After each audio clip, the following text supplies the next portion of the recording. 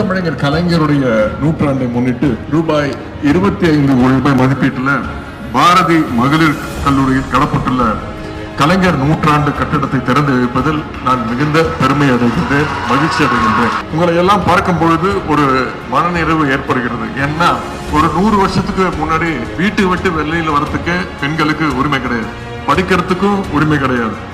பெண்களை கிட்டத்தட்ட ஒரு அடிமைகளாக தான் இந்த சமுதாயம் 100 வருஷத்துக்கு முன்னாடி நடத்திட்டு இருந்தாங்க. ஆனா அந்த அடிமைத்தனத்தை அடித்து நொறுக்கியது யாருன்னா நம்முடைய முத்தமிழர் டாக்டர் கலைஞர் அவர்களும், தந்தை பெரியார் அவர்களும், பேரறிஞர் அண்ணாவும், திராவிட இயக்கமும் நம்முடைய திராவிட முன்னேற்ற கழகம் என்பதை நீங்கள் உணர வேண்டும். உங்களை எல்லாம் நாங்கள் வெறும் மாணவிகளாக பார்க்கவில்லை. நீங்கள் ஒவ்வொருவரும் நம்முடைய திராவிட மாடல் அரசுடைய புதுமை பெண்கள்.